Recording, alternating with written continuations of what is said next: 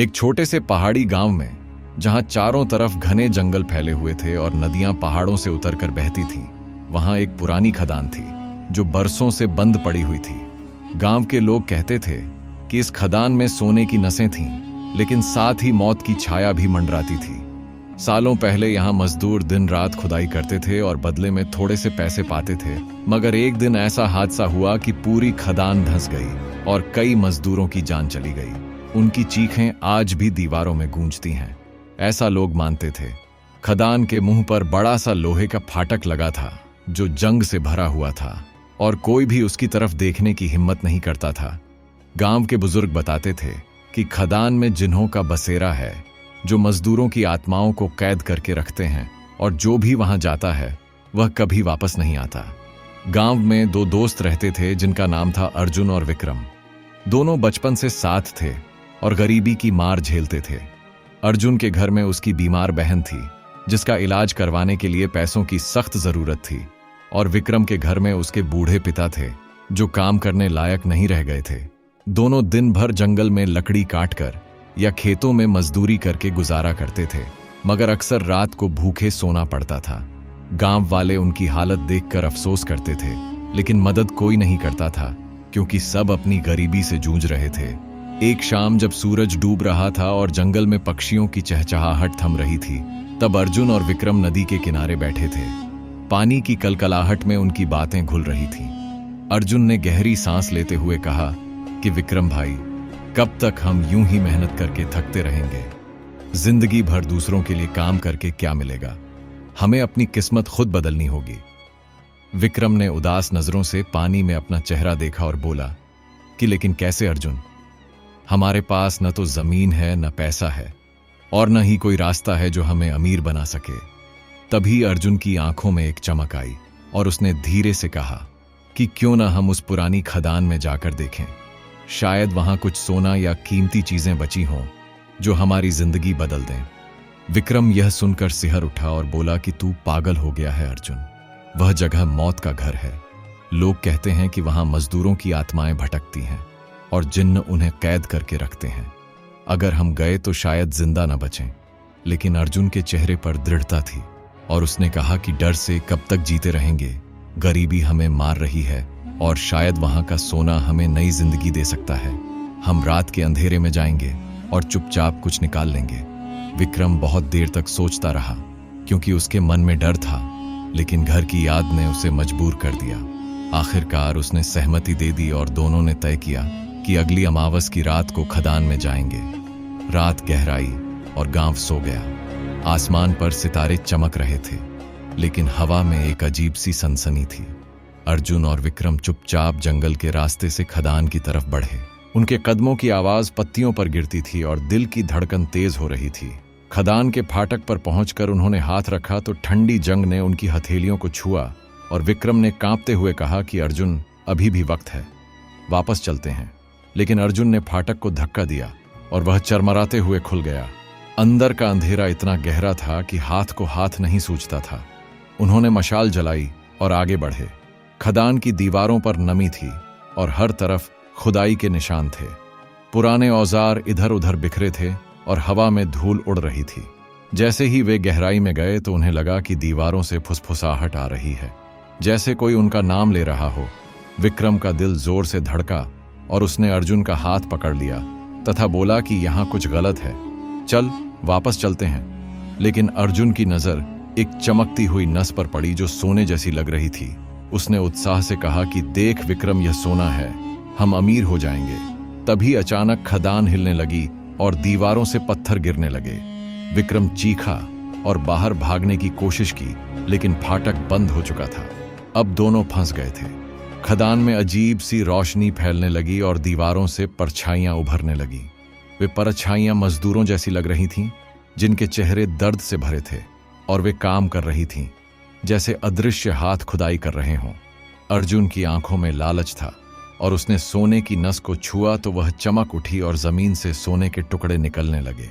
विक्रम ने डरते हुए कहा कि यह कोई जादू है अर्जुन, यह हमें मार डालेगा। लेकिन अर्जुन ने कहा कि यह हमारी किस्मत है, हम इसे ले जाएंगे और अपनी जिंदगी बदल देंगे। तभी एक गहरी आवाज गूंजी कि जिसने इस खदान को छुआ वह अब इसका हिस्सा बन जाएगा, उसका खून इसकी नसों में बहेगा। विक्रम के होश उड़ गए, लेकिन अर्जुन पर जैसे कोई नशा चढ़ गया था। वह और गहराई में जाने लगा। खदान की हवा गर्म हो गई और धुएं में इंसानी चेहरे उभरने लगे। वे चेहरे चीख रहे थे और मदद मांग रहे थे। विक्रम ने अर्जुन को खींचा, लेकिन अर्जुन ने झटक दिया तथा बोला कि मुझे छोड़, यह मेरा मौका है। विक्रम ने पूरी ताकत से फाटक को धक्का दिया और वह खुल गया। वह बाहर भागा और गांव पहुंचकर सबको बताया, लेकिन कोई विश्वास नहीं किया। सबने कहा कि वह डर गया है और पागल हो रहा है। विक्रम अकेला रह गया और हर रात उसे अर्जुन की याद सताती। वह सोचता कि उसका दोस्त अब खदान का हिस्सा बन चुका है। समय बीता और विक्रम की हालत और खराब हो गई। काम नहीं मिलता था और घर वाले भूखे रहते थे। एक रात वह फिर खदान गया और अंदर जाकर अर्जुन को पुकारा। तभी दीवारें हिलीं और अर्जुन की आकृति उभरी, लेकिन उसका चेहरा बदला हुआ था। आंखें काली थीं और बदन पत्थर जैसा। उसने कहा कि अब मैं यहां का हूं विक्रम, तू भी आ जा, हम साथ अमीर होंगे। विक्रम रोया और बोला कि घर चल, लेकिन अर्जुन ने मना किया। विक्रम ने गांव के पंडित से मदद मांगी जो पुरानी कहानियां जानते थे। पंडित ने बताया कि खदान में राक्षसों का राज है जो सोने के लालच से इंसानों को कैद करते हैं, और वहां एक प्राचीन शिला है जो सबका राज है। विक्रम ने हिम्मत की और रात को खदान में गया। वहां मशाल की रोशनी में परछाइयां नाच रही थीं। अर्जुन वहां खड़ा बुदबुदा रहा था और खुदाई कर रहा था। विक्रम गहराई में गया और शिला मिली जो चमक रही थी। उस पर अजीब निशान थे। अर्जुन ने रोकना चाहा, लेकिन विक्रम ने शिला पर वार किया। शिला हिली और चीख निकली। राक्षस उभरे और बोले कि तूने हमें जगाया, अब तू कैद होगा। विक्रम ने मंत्र पढ़े और शिला को बंद करने की कोशिश की। अर्जुन चीखा कि मुझे बचा ले। विक्रम ने ताबीज से शिला बंद की, लेकिन अर्जुन की रूह कैद हो गई। गांव वाले हैरान हुए जब खदान ढह गई। विक्रम ने कुछ नहीं बताया और हर रोज अर्जुन की याद में दुआ करता। लेकिन एक रात जब हवा तेज चली तो मलबे से आवाज आई और विक्रम ने सुना कि अर्जुन पुकार रहा है। वह उठा और खदान की तरफ गया। मलबा हटा तो एक दरार दिखी और उसमें से रोशनी निकली। विक्रम ने झांका तो अर्जुन की परछाई बोली कि विक्रम मुझे निकाल, लेकिन साथ ही राक्षस भी निकलने लगे।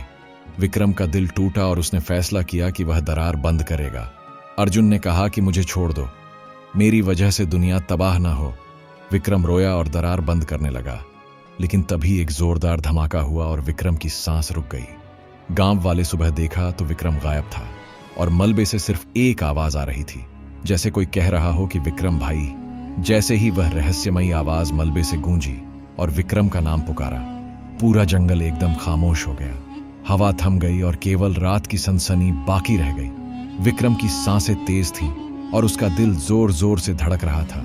उसने मशाल को ऊंचा किया और उस दरार की ओर देखा जहां से रोशनी निकल रही थी। रोशनी इतनी तेज थी कि उसकी आंखें चुंधियां गईं। फिर भी उसने हिम्मत बटोरी और धीरे धीरे मलबे के पास पहुंचा। उसने देखा कि दरार कोई साधारण दरार नहीं थी, बल्कि एक गहरा गड्ढा था जो खदान की गहराई में जाता था। ऐसा लग रहा था जैसे वह गड्ढा सदियों से छुपा हुआ था और अब अचानक जाग उठा हो। विक्रम ने अपने ताबीज को कसकर पकड़ा और कुरान की आयतें पढ़नी शुरू की। उसकी आवाज कांप रही थी, लेकिन वह रुका नहीं। तभी गड्ढे से धुंधली परछाइयां उभरने लगीं। वे परछाइयां उन मजदूरों की थीं जो बरसों पहले खदान में दब गए थे। उनके चेहरों पर दर्द और बेबसी साफ दिख रही थी। कुछ के चेहरे पत्थरों से कुचले हुए थे, कुछ की आंखें खाली थीं, जैसे उनकी रूहें कहीं और कैद हों। विक्रम ने अर्जुन की परछाई को फिर से देखा। वह अब पहले से ज्यादा कमजोर लग रही थी। उसकी आंखों में एक अजीब सी मायूसी थी। उसने धीमी आवाज में कहा कि विक्रम भाई, तूने मुझे छोड़ दिया, लेकिन मैं अभी भी यहां हूं। मुझे इस अंधेरे से निकाल, मगर सावधान रह। यह जगह सिर्फ मेरी रूह को नहीं, बल्कि तुझमें भी खींच लेगी। विक्रम का गला सूख गया। उसने कहा कि अर्जुन, मैं तुझे अकेला नहीं छोड़ूंगा, चाहे मुझे अपनी जान क्यों ना देनी पड़े। उसने मशाल को गड्ढे के पास लाया और देखा कि अंदर एक पुराना लोहे का संदूक पड़ा था। संदूक पर जटिल नक्काशी थी जो खून से रंगी हुई लग रही थी। उसने संदूक को छुआ तो उसकी उंगलियां जलने लगीं और एक ठंडी सिहरन उसकी रीढ़ में दौड़ गई। तभी गड्ढे से एक भारी आवाज गूंजी। यह वही राक्षस था जिसे उसने पहले देखा था। उसकी लाल आंखें आग की तरह चमक रही थीं और उसने कहा कि इंसान, तूने हमारी नींद फिर से तोड़ी। अब तू और तेरा दोस्त दोनों हमारे होंगे। इस संदूक को छूने की कीमत तुझे अपनी रूह से चुकानी पड़ेगी। विक्रम ने पीछे हटने की कोशिश की, मगर उसके पैर जमीन में जैसे गड़ गए हों। उसने देखा कि अर्जुन की परछाई अब संदूक के पास मंडरा रही थी और वह बार बार कह रहा था कि इसे मत खोल, यह हमारी आखिरी उम्मीद है, लेकिन अगर तू इसे खोलेगा तो हम सब खत्म हो जाएंगे। विक्रम का मन उलझन में था। एक तरफ उसका दोस्त था जिसे वह बचाना चाहता था, दूसरी तरफ राक्षस की धमकी थी जो पूरे गांव को निगल सकता था। उसने पंडित की बात याद की जिन्होंने कहा था कि संदूक में खदान का सबसे बड़ा रहस्य छुपा है, एक ताकत जो सदियों से बंद है और अगर वह बाहर आई तो दुनिया तबाह हो जाएगी। विक्रम ने अपने ताबीज को फिर से पकड़ा और जोर जोर से आयतें पढ़ने लगा। उसकी आवाज खदान की दीवारों से टकराकर गूंज रही थी। संदूक हिलने लगा और उसमें से काला धुआं निकलने लगा। धुएं में सैकड़ों परछाइयां उभरीं। वे सभी मजदूरों की थीं जो चीख रही थीं और आजादी मांग रही थीं। विक्रम ने देखा कि अर्जुन की परछाई अब धुंधली हो रही थी। उसने चीख कर कहा कि विक्रम, मुझे छोड़ दे, यह संदूक मेरी रूह को खा रहा है, मगर तू बच जा, अपने गांव को बचा। विक्रम की आंखें नम हो गईं। उसने कहा कि मैं तुझे अकेला नहीं छोड़ सकता, तू मेरा भाई है। उसने पूरी ताकत से संदूक पर वार किया। संदूक की सतह पर दरार पड़ गई और उसमें से आग जैसी रोशनी निकलने लगी। राक्षस की हंसी गूंज उठी और उसने कहा कि तूने अपनी आखिरी गलती कर दी, अब यह खदान तेरा मकबरा बनेगी। विक्रम ने हार नहीं मानी। उसने ताबीज को संदूक की दरार में डाल दिया और आयतें पढ़ता रहा। तभी संदूक से एक जोरदार धमाका हुआ और पूरी खदान हिलने लगी। मलबा गिरने लगा और परछाइयां चीखते हुए गायब होने लगी। अर्जुन की परछाई ने आखिरी बार विक्रम की ओर देखा और कहा कि भाई, तूने मुझे आजाद कर दिया, मगर अब तुझे जाना होगा। यह जगह अब हमेशा के लिए खत्म हो रही है। विक्रम ने देखा कि संदूक अब पूरी तरह टूट रहा था और उसमें से काला धुआं आसमान की ओर उठ रहा था। उसने अर्जुन की परछाई को पकड़ने की कोशिश की, मगर वह धीरे धीरे गायब हो गई। खदान की दीवारें ढहने लगीं और विक्रम ने बाहर की ओर दौड़ लगाई, मगर मलबे ने उसे घेर लिया। उसने पूरी ताकत से एक पत्थर को हटाया और बाहर की ठंडी हवा में सांस ली। गांव की ओर भागते हुए उसने पीछे मुड़कर देखा तो खदान पूरी तरह ढह चुकी थी, मगर मलबे से एक हल्की सी आवाज फिर से गूंजी। यह अर्जुन की आवाज थी जो कह रही थी कि विक्रम, मैं अभी भी यहीं हूं, तूने मुझे बचाया, मगर यह संदूक। जैसे ही अर्जुन की आवाज मलबे से गूंजी और अधूरी पुकार में यह संदूक कहकर रुकी, विक्रम का दिल थम सा गया। वह ठगा सा खड़ा रह गया। उसकी सांसें तेज थीं और मशाल की रोशनी अब मंद पड़ रही थी। चारों तरफ जंगल की सनसनी थी और रात का अंधेरा गहराता जा रहा था। उसने मलबे की ओर देखा जहां से अभी भी हल्का सा धुआं उठ रहा था। ऐसा लग रहा था जैसे खदान की आत्माएं अभी पूरी तरह शांत नहीं हुई थीं। विक्रम ने अपने कांपते हाथों से ताबीज को फिर से कसकर पकड़ा और धीरे धीरे मलबे की ओर बढ़ा। उसका मन कह रहा था कि वह वापस गांव भाग जाए, मगर अर्जुन की आवाज ने उसे रोक लिया। उसने सोचा कि अगर उसका दोस्त अभी भी उस संदूक में कैद है तो उसे हर हाल में बचाना होगा। मलबे को हटाते हुए उसने देखा कि संदूक अब भी वहीं था।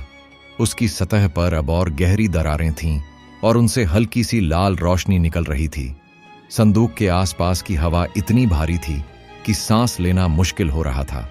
विक्रम ने अपने कपड़े से मुंह ढका और संदूक के पास झुका। उसने देखा कि दरारों से काला धुआं अब और तेजी से निकल रहा था और उसमें इंसानी चेहरों की छवियां बन रही थीं।